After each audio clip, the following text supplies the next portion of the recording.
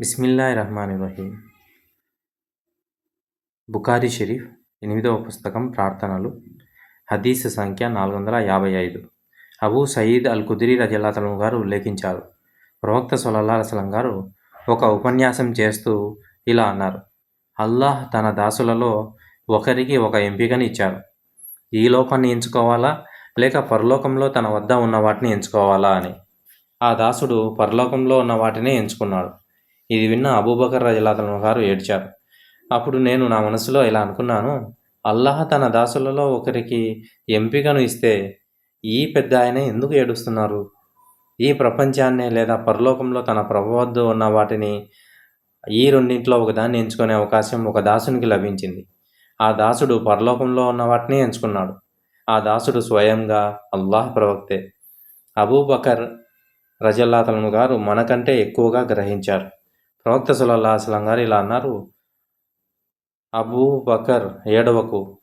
ప్రవక్త గారు ఇంకా ఇలా జోడించారు: అబూబకర్ తన సంపదతోనూ తన సహచర్యంతోనూ నాకు ఎంతో మేలు చేశారు. మానవుల్లో ఎవరినైనా నేను ఖలీల్గా స్వీకరించదలిస్తే నిస్సందేహంగా అబూబకర్నే స్వీకరించి ఉండేవాడిని. కానీ ఇస్లామీయ సోదరభావం మరియు స్నేహం మాకు సరిపోతాయి. మసీదులో అన్ని ద్వారాలను మూసివేయండి, ఒక్క అబూబకర్ ద్వారం తప్ప. ఖలీల్ అంటే అత్యంత సన్నిహితమైన మిత్రుడు అని అర్థం వస్తుంది. హదీస్ నంబరు 456. ఇబ్ని అబ్బాస్ రజియల్లాహు అన్హు గారు ఉల్లేఖించారు: అల్లాహ్ ప్రవక్త తన మరణానికి దారితీసిన అనారోగ్య సమయంలో తలకు ఒక వస్త్రం కట్టుకొని బయటకు వచ్చారు మరియు ప్రసంగ వేదిగా మింబరుపై ఆసీనులయ్యారు. అల్లాహ్కు కృతజ్ఞతలు మరియు స్తుతులు అర్పించిన తర్వాత ఆయన ఇలా అన్నారు: అబూబకర్ బిన్ అబీ కుహాఫా కంటే తన ప్రాణంతోనూ సంపదతోనూ నాకు ఎక్కువ మేలు చేసిన వ్యక్తి మరొకరు లేరు. నేను ఎవరినైనా ఖలీల్గా స్వీకరించదలిస్తే నిస్సందేహంగా అబూబకర్నే స్వీకరించి ఉండేవాడిని. కానీ ఇస్లామీయ సోదరభావమే అత్యున్నతమైనది. ఈ మసీదులోని చిన్న ద్వారాలను మూసివేయండి, ఒక్క అబూబకర్ ద్వారం తప్ప. ఖలీల్ అంటే సన్నిహిత మిత్రుడిని ఖలీల్ అంటామన్నమాట.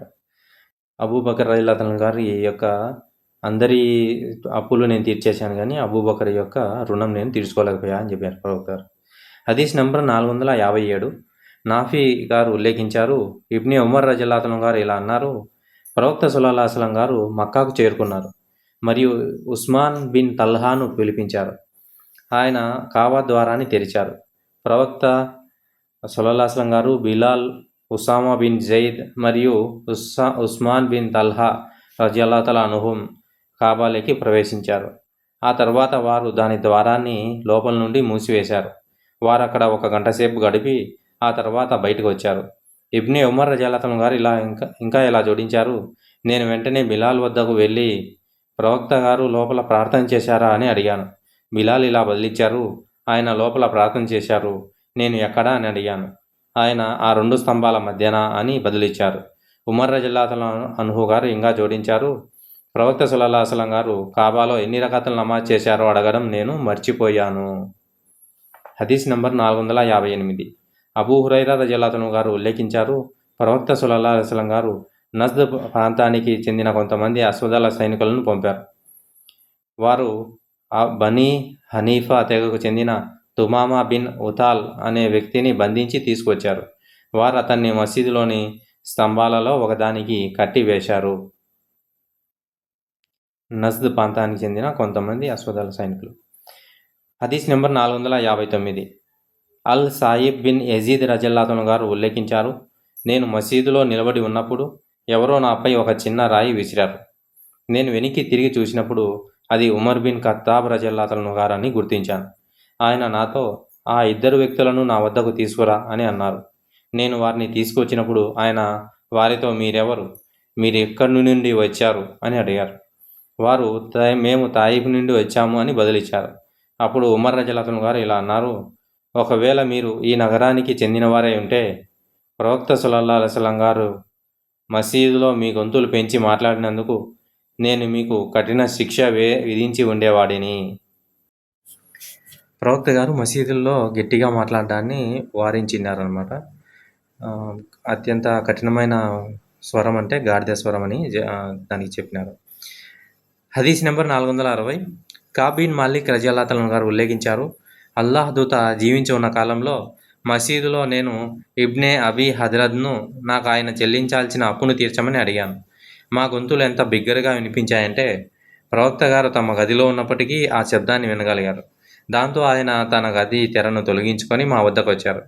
ప్రవక్త గారు ఇలా పిలిచారు, ఓ కఅబ్ బిన్ మాలిక్, నేను లబ్బైక్, సిద్ధంగా ఉన్నాను ఓ ప్రవక్త అని బదిలిచ్చాను. ఆ అప్పును సగం తగ్గించుకోవాలని సూచిస్తూ నాకు ఆయన తన చేతితో సంజ్ఞ చేశారు. నేను, ఓ ప్రవక్త, నేను అలాగే చేశాను, సగం వదులుకున్నాను అని అన్నాను. అప్పుడు అల్లాహ్ దూత ఇబ్నే హద్రతో లేచి ఆ అప్పును చెల్లించు అని ఆదేశించారు.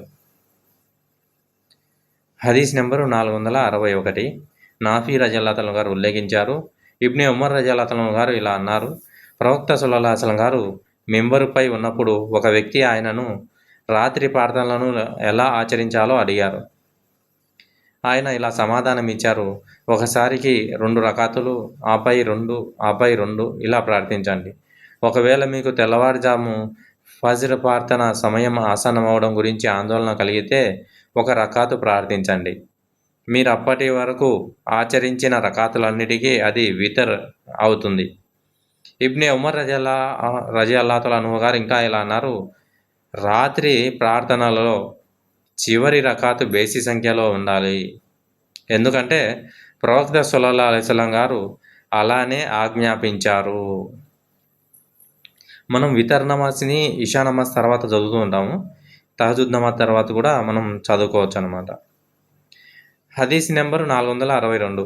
ఇబ్నే ఉమర్ రజియల్లాహు అన్హు గారు ఉల్లేఖించారు, ప్రవక్త సల్లల్లాహు అలైహి వసల్లం గారు ఉపన్యాసం చేస్తున్న సమయంలో ఒక వ్యక్తి ఆయన వద్దకు వచ్చి రాత్రి ప్రార్థనలను ఎలా ఆచరించాలో అడిగారు.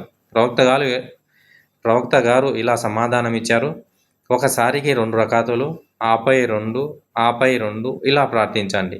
ఒకవేళ మీకు ఫజర్ నమాజ్ సమయం ఆసన్నం అవడం గురించి ఆందోళన కలిగితే 1 రకాతు ప్రార్థించండి. మీరు అప్పటి వరకు ఆచరించిన రకాతులన్నిటికీ అది వితర్ అవుతుంది. Ubaidullah bin Abdullah bin Umar రజియల్లాహు అన్హు గారు ఉల్లేఖించారు, ప్రవక్త సల్లల్లాహు అలైహి వసల్లం గారు మసీదులో ఉన్నప్పుడు ఒక వ్యక్తి ఆయనను పిలిచారు. ఇది తహజుద్ నమాజ్కు సంబంధించినటువంటి హదీస్ అనమాట. రాత్రి ప్రార్థనలు అంటే కియాముల్ లైల్, తహజుద్ నమాజులు. హదీస్ నెంబర్ 463. అబూ వాకిద్ అల్-లైథీ రహ్మతుల్లాహి గారు ఉల్లేఖించారు, ప్రవక్త సల్లల్లాహు అలైహి వసల్లం గారు మసీదులో కొంతమంది వ్యక్తులతో కలిసి కూర్చొని ఉన్నప్పుడు 3 వ్యక్తులు అక్కడికి వచ్చారు. వారిలో 2 అల్లాహ్ దూత ఎదురుగా కూర్చున్నారు. 3వ వ్యక్తి మాత్రం వెళ్ళిపోయారు. అప్పుడు ఆ 2లో ఒకరు ఆ సభ వలయంలో ఒక స్థలాన్ని చూసుకొని అక్కడ కూర్చున్నారు. 2వ వ్యక్తి మాత్రం ఆ సమూహం వెనుక వైపు కూర్చున్నారు. ఇక 3వ వ్యక్తి అక్కడి నుండి వెళ్ళిపోయారు. అల్లాహ్ ప్రవక్త తన ఉపన్యాసాన్ని ముగించినప్పుడు ఆయన ఇలా అన్నారు, ఆ 3 వ్యక్తుల గురించి నేను మీకు తెలియజేయమంటారా? వారిలో ఒకరు అల్లాహ్ వైపునకు మరలారు. దాంతో అల్లాహ్ ఆయనను స్వీకరించి ఆయనకు ఆశ్రయం కల్పించారు. 2వ వ్యక్తి అల్లాహ్ ముందు సిగ్గుపడ్డాడు. దాంతో అల్లాహ్ కూడా ఆయన పట్ల అదే విధంగా వ్యవహరించి తన కరుణలో ఆయనకు ఆశ్రయం ఇచ్చారు మరియు ఆయనను శిక్షించలేదు. ఇక 3వ వ్యక్తి అల్లాహ్ నుండి తన ముఖాన్ని త్రిప్పుకొని దూరంగా వెళ్ళిపోయారు. దాంతో అల్లాహ్ కూడా ఆయన నుండి తన ముఖాన్ని త్రిప్పుకున్నారు. 3 వ్యక్తుల ఉదాహరణ చెప్పినారన్నమాట. అల్లాహ్ సభలు జరుగుతున్నప్పుడు మనం కొద్దిసేపన్నా అక్కడ కూర్చొని వెళ్ళడం వల్ల లాభం ఉంటుందన్నమాట. అది ఆ విషయాన్ని 3 వ్యక్తులతో ప్రవక్త గారు ఉదాహరించారు. హదీస్ నెంబర్ 464. అబ్బాద్ బిన్ తమీమ్ రజియల్లాహు అన్హు గారు ఉల్లేఖించారు, ఆయన మామయ్య ఇలా చెప్పారని, నేను అల్లాహ్ ప్రవక్తను మసీదులో వెల్లికిలా పడుకొని ఒక కాలుపై మరో కాలు వేసుకొని ఉన్న స్థితిలో చూశాను. ఉమర్ మరియు ఉస్మాన్ రజియల్లాహు అన్హుం కూడా అదే విధంగా ఉండేవారని తెలిపారు. హదీస్ నెంబర్ 465. ఆయిషా రజియల్లాహు అన్హా గారు ఉల్లేఖించారు, ప్రవక్త సల్లల్లాహు అలైహి వసల్లం గారి భార్య అయినటువంటి ఆయిషా రజల్లాహు గారు, నాకు యుక్త వయసు వచ్చినప్పటి నుండి నా తల్లిదండ్రులు ఇస్లాంను అనుసరించడాన్ని నేను చూస్తూనే ఉన్నాను. ఉదయం మరియు సాయంత్రం వేళల్లో ప్రవక్త గారు మమ్మల్ని సందర్శించకుండా ఒక్క రోజు కూడా గడిచేది కాదు. నా తండ్రి అబూబకర్ రజల్లాహు గారు తన ఇంటి ఆవరణలో ఒక మసీదును నిర్మించాలని సంకల్పించి దాన్ని నిర్మించారు. ఆయన అందులో నమాజ్ చేసేవారు మరియు ఖురాన్ పఠించేవారు. ఒక బహుదైవారాధకులైన స్త్రీలు మరియు వారి పిల్లలు ఆయన పక్కన నిలబడి ఆశ్చర్యంతో ఆయనను చూసేవారు. అబూబకర్ రజల్లాహు గారు చాలా సున్నితమైన హృదయం కలిగిన వ్యక్తి. ఖురాన్ పఠించేటప్పుడు ఆయన కన్నీరు పెట్టుకోకుండా ఉండలేకపోయేవారు. దీనిని చూసి ఖురైష్ బహుదైవారాధకుల నాయకులు భయపడ్డారు. అంటే ఖురాన్ పఠన ప్రభావానికి తమ పిల్లలు మరియు స్త్రీలు లోనవుతారేమోనని, వాళ్ళు కూడా మారిపోతారేమో ఈ ఖురాన్ ఇంటి అని భయపడుతున్నారన్నమాట.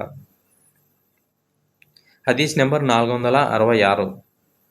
అబూ హురైరా రజియల్లాహు అన్హు గారు ఈ విధంగా చెప్పారు. ప్రవక్త సల్లల్లాహు అలైహి వసల్లం గారు ఇలా అన్నారు: ఒక వ్యక్తి తన ఇంట్లో కానీ లేదా వ్యాపార కేంద్రంలో కానీ ఒంటరిగా చేసే నమాజ్ కన్నా సామూహికంగా చేసే నమాజ్ ప్రతిఫల విషయంలో 25 రెట్లు శ్రేష్టమైనది. ఎందుకంటే ఒక వ్యక్తి వజూ చేసుకొని దాన్ని పరిపూర్ణంగా చేసి కేవలం నమాజ్ చేయాలనే ఉద్దేశంతో మసీదు వైపుకు వెళితే అతను మసీదు వైపు వేసే ప్రతి అడుగుకు అల్లాహ్ అతని ప్రతిఫలాన్ని ఒక మెట్టు పెంచి అతను మసీదులో ప్రవేశించే వరకు ఒక పాపాన్ని కొట్టివేస్తారు. అతను మసీదులో ప్రవేశించిన తర్వాత నమాజ్ కోసం వేచి ఉన్నంతసేపు నమాజ్లో ఉన్నట్లుగానే పరిగణించబడతారు మరియు దేవదూతలు అతని కోసం అల్లాహ్ క్షమాపణను కోరుతూనే ఉంటారు. వారు ఇలా చెబుతూనే ఉంటారు: ఓ అల్లాహ్, ఇతనిపై కరుణించు. ఓ అల్లాహ్, ఇతను తన నమాజు స్థలంలో కూర్చొని అపాన వాయువును విసర్జించేంత వరకు ఇతన్ని క్షమించు అని దువా చేస్తూ ఉంటారు. అంటే వజు మనకి ఉన్నంత వరకు వాళ్ళు ఫరిస్తాలు మన కోసం దువా చేస్తూ ఉంటారు. కాబట్టి వీలైనంత సాధ్యమైనంత వరకు మనం వజులోనే, మసీదులోనే కాకుండా నమాజ్ సమయంలోనే కాకుండా మన పూర్తి 24 గంటల సమయం కూడా వజుతో పాటు ఉండడానికి మనము ప్రయత్నం చేయాలన్నమాట. ఎందుకంటే ఫరిస్తాలు అనేది దువా చేస్తూ ఉంటారు. హదీస్ నెంబరు 467. ఇబ్నే ఉమర్ లేదా ఇబ్న్ అమ్ర్ రజియల్లాహు అన్హు కథనం ప్రకారం ప్రవక్త గారు తన వేళ్లను ఒకదానితో ఒకటి పెనవేసి చేతులు జోడించారు. అబ్దుల్లా రజియల్లాహు అన్హు గారి కథనం ప్రకారం అల్లాహ్ యొక్క ప్రవక్త ఇలా అన్నారు: ఓ అబ్దుల్లా బిన్ అమ్ర్, నీవు అత్యంత చెడ్డ ప్రజల అవశేషాలతో మిగిలిపోయినప్పుడు నీ పరిస్థితి ఏమిటి? వారు ఒకరితో ఒకరు కలహించుకుంటారు. అంటే అత్యంత చెడ్డమైన వస్తువులు ఎవరంటే వాళ్ళు ఎప్పుడు ఒకరితో ఒకరు గొడవ పడుతూ అంటారు. అయిన దానికి కాని దానికి గొడవ పడేవాళ్ళు అత్యంత చెడ్డ ప్రజలంట. అల్లాహు అక్బర్. ముసల్మాన్లకు ఇలాంటి విషయాల్లో ముసల్మాన్లు ఇప్పుడు ఎక్కువగా ఉండారనమాట. ప్రతి చిన్న విషయానికి ముసల్మాన్లు ఒకరితో ఒకరు కొట్లాడుకుంటున్నారు. ఇది చాలా చెడ్డ విషయం అన్నమాట. అల్లాహ్ తఆలా ముసల్మాన్లకి అందరికీ దీని నుంచి కాపాడబడుగాక. ఆమీన్. హదీస్ నెంబర్ 468. అబూ మూసా రజియల్లాహు అన్హు గారి కథనం ప్రకారం ప్రవక్త సల్లల్లాహు అలైహి వసల్లం గారు ఇలా అన్నారు: ఒక విశ్వాసపాత్రుడైన విశ్వాసికి మరొక విశ్వాసపాత్రుడైన విశ్వాసి ఒక గోడలోని ఇటుక వలె ఉంటారు. అవి ఒకదానితో ఒకటి బలాన్నిస్తాయి. అలా చెబుతూ ప్రవక్త సల్లల్లాహు అలైహి వసల్లం గారు వేళ్లను ఒకదానితో ఒకటి పెనవేసి చేతులు జోడించారు. ప్రవక్త గారు ఏం చెప్పినారు? నిజమైన విశ్వాసులు ఎట్లుంటారు? గోడలోని ఇటుక వలె అంటారు. అంటే ఒకదానితో ఒకటి చేస్తే బాగా బలమైన గోడ వస్తుంది అనమాట. అట్లుంటారు విశ్వాసులు. హదీస్ నెంబర్ 469. ఇబ్న్ సిరీన్ రజియల్లాహు అన్హు గారి కథనం ప్రకారం అబూ హురైరా రజియల్లాహు అన్హు గారు ఇలా అన్నారు: అల్లాహ్ ప్రవక్త మాకు 2 ఇషా నమాజులలో ఒకదానిని చేయించారు. అబూ హురైరా రజియల్లాహు అన్హు గారు ఆ నమాజ్ పేరు చెప్పారు, కానీ నేను దాన్ని మర్చిపోయాను. అబూ హురైరా రజియల్లాహు అన్హు గారు ఇంకా ఇలా అన్నారు: అతను 2 రకాతులు నమాజ్ చేసి ఆ తర్వాత తస్లీంతో నమాజు ముగించారు.